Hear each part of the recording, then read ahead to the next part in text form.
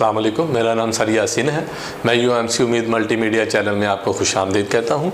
आज हम class 10th का टॉपिक डिस्कस कर रहे हैं, example of the reversible reaction.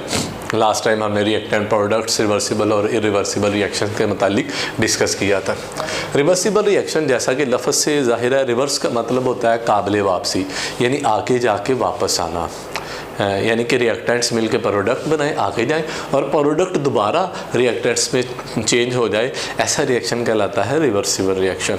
इसकी हम पहली आज एग्जांपल जो डिस्कस करेंगे, let we take a reaction between hydrogen and iodine.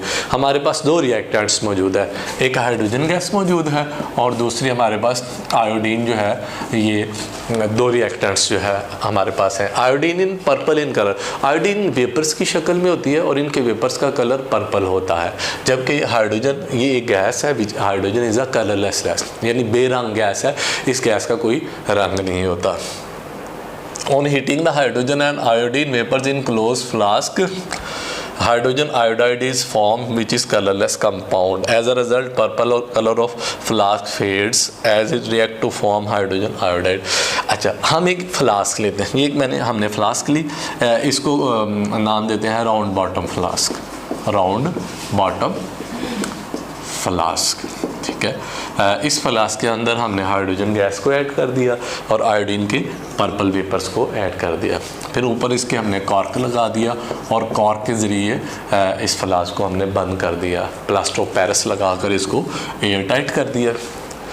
चूँकि अब ये एक सिस्टम बन जाता है क्लोज सिस्टम। क्लोज सिस्टम ऐसा सिस्टम होता है जिसमें ना कोई सब्सटेंस अंदर आ सके और ना कोई सब्सटेंस अंदर से बाहर जा सके, ऐसा सिस्टम कहलाता है क्लोज सिस्टम। हमें इस रिएक्शन के लिए, चूँकि हमने इसमें दो चीज़ें डाली हैं, हाइड्रोजन और आयोडीन, इसका हमें क्लोज सिस्टम बनाना है, यानी on heating hydrogen and iodine vapours in close flask. हम हमेशा हाइड्रोजन और आयोडीन को फ्लास्क क्लोज करके कॉर्क लगा के उसको जो है वो गर्म करना शुरू करेंगे। अच्छा, जैसे ही हम गर्म करना शुरू करते हैं तो होता क्या है, हाइड्रोजन आयोडाइड बनना शुरू हो जाता है। हाइड्रोजन आयोडाइड जो है ये कलरलेस कंपाउंड है, यानी इसका कोई कलर मौजूद नहीं होता। तो होता क्या है, जैसे ही रिएक्शन होता है, as a result purple colour of flask fades and react to form hydrogen. पहले हमने जब हाइड्रोजन और आयोडीन डाली तो इस पूरी फ्लास्क का कलर पर्पल था, क्योंकि आयोडीन के वेपर्स का कलर पर्पल जो है वो होता है। जैसे ही हमने गर्म करना शुरू किया तो आयोडीन ने हाइड्रोजन के साथ मिलकर रिएक्ट करना शुरू कर दिया और दोनों रिएक्टेंट ने प्रोडक्ट हाइड्रोजन आयोडाइड में तब्दील होना शुरू कर दिया। चूँकि हाइड्रोजन आयोडाइड कंपाउंड जो बन रहा है वो कलरलेस है, तो हम देखते हैं फ्लास्क के अंदर आहिस्ता आहिस्ता पर्पल का कलर फेड्स, मध्यम होना शुरू हो जाता है, कम होना शुरू हो जाता है। जैसे ही सारा आयोडीन और हाइड्रोजन आयोडाइड में तब्दील हो जाते हैं तो सारी फ्लास्क का कलर जो है वो कलरलेस जो है वो हो जाता है। जैसा कि आप रिएक्शन में देख रहे हैं, हाइड्रोजन आयोडीन दोनों मिले और उन दोनों ने मिलकर बना दिया हाइड्रोजन आयोडाइड। अच्छा, इस रिएक्शन को हम कहते हैं combination reaction.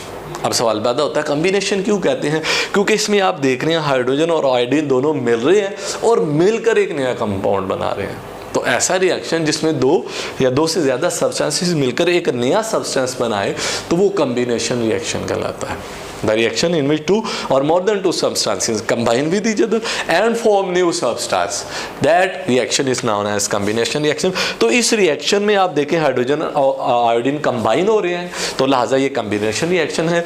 It is also called forward reaction, क्योंकि ये लेफ्ट से राइट की तरफ जा रहा है, तो ऐसे रिएक्शन को हम फॉरवर्ड रिएक्शन का नाम। रिवर्स रिएक्शन अब हम दूसरी एक फ्लास्क लेते हैं, जैसे हमने पहली फ्लास्क के अंदर लिया हाइड्रोजन और आयोडीन को दोनों का रिएक्शन करवाया, फॉरवर्ड रिएक्शन हुआ, हाइड्रोजन आयोडाइड बन गया। अब हमने एक फ्लास्क ली, उसमें हमने रिएक्टेंट्स की बजाय प्रोडक्ट्स ले लिए, वहाँ हमने रिएक्टेंट यूज़ किए थे हाइड्रोजन एंड आयोडीन। अब हमने प्रोडक्ट हाइड्रोजन आयोडाइड को फ्लास्क के अंदर डाल दिया, फ्लास्क को क्लोज कर दिया, कॉर्क लगा दिया, कॉर्क लगाने के बाद फ्लास्क को प्लास्टर ऑफ पेरिस के ज़रिए एयर टाइट कर दिया। अब हम इस फ्लास्क को गर्म करते हैं।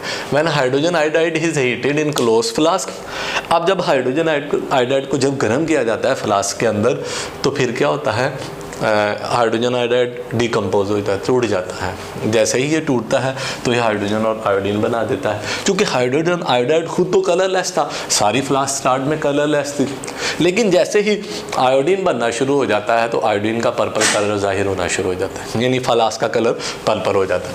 Purple colour appears, this reaction is reverse to form. ये रिएक्शन पहले रिएक्शन का रिवर्स है। जैसे देखते हैं हाइड्रोजन आयोडीन मिलकर हाइड्रोजन आयोडाइड टूटकर हाइड्रोजन और आयोडीन बना रहे हैं, जबकि पिछले रिएक्शन में था हाइड्रोजन और आयोडीन दोनों मिल रहे हैं, हाइड्रोजन और आयोडीन दोनों मिल रहे हैं और दोनों मिलकर हाइड्रोजन आयोडाइड बना रही हैं। तो इसका मतलब ये रिएक्शन इस रिएक्शन का रिवर्स है, उल्ट रिएक्शन है। अच्छा, इस रिएक्शन को, ये जो रिएक्शन हो रहा है अभी हमने डिस्कस किया फ्लास्क के अंदर, इसको डिकम्पोजिशन रिएक्शन कहते हैं। डिकम्पोजिशन ऐसा रिएक्शन होता है in which one substances decompose and form new substances. ऐसा अमल जिसमें एक सब्सटेंस टूट जाए, दो या दो से ज़्यादा सब्सटेंसेस बना दे, वो डिकम्पोजिशन है। जैसे हाइड्रोजन आयोडाइड एक सब्सटेंस है, ये टूटा तो दो सब्सटेंस बन गए, हाइड्रोजन और आयोडीन। तो ये रिएक्शन जो है ये डिकम्पोजिशन रिएक्शन भी है। इट इज़ आल्सो कॉल्ड, इस रिएक्शन को हम कहते हैं रिवर्स रिएक्शन, क्योंकि ये रिएक्शन पहले रिएक्शन का बिल्कुल उल्ट है, लिहाजा ये उसका रिवर्स उल्ट रिएक्शन जो है वो कहलाएगा। तीसरी हालत आएगी इक्विलिब्रियम। इक्विलिब्रियम क्या है? अब हमने एक फ्लास्क ली, उसमें हाइड्रोजन और आयोडीन दोनों को लिया और उसको गर्म करना शुरू कर दिया। हम गर्म करते गए तो रिएक्टेंट्स जो है प्रोडक्ट्स के अंदर तब्दील हो गए। हमने फर्दर गर्म करते थे तो हमने देखा पहले तो रिएक्टेंट प्रोडक्ट में तब्दील हुए, वक्त गुजरने के साथ क्या हुआ, प्रोडक्ट दोबारा रिएक्टेंट में तब्दील हो गए।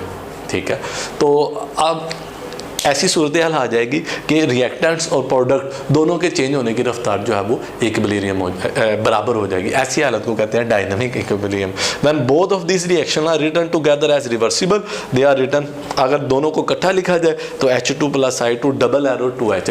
अगर आप गौर करें तो फॉरवर्ड रिएक्शन में हमने सिंगल एरो यूज़ किया, रिएक्टेंट्स प्रोडक्ट में तब्दील हो रहे हैं। हमने रिवर्स रिएक्शन में सिंगल एरो यूज़ किया, उसमें प्रोडक्ट रिएक्टेंट में तब्दील हो रही है। लेकिन जब हम आए इक्विलिब्रियम की हालत में तो हमने सिंगल एरो की बजाय डबल हाफ एडिड एरो इस्तेमाल किया, जो ये जाहिर करता है कि ये फॉरवर्ड रिएक्शन भी हो रहा है और रिवर्स भी हो रहा है, यानी रिएक्टेंट्स प्रोडक्ट्स में तब्दील हो रहे हैं और प्रोडक्ट रिएक्टेंट के अंदर तब्दील हो रहे हैं। ऐसी हालत को कहते हैं इक्विलिब्रियम।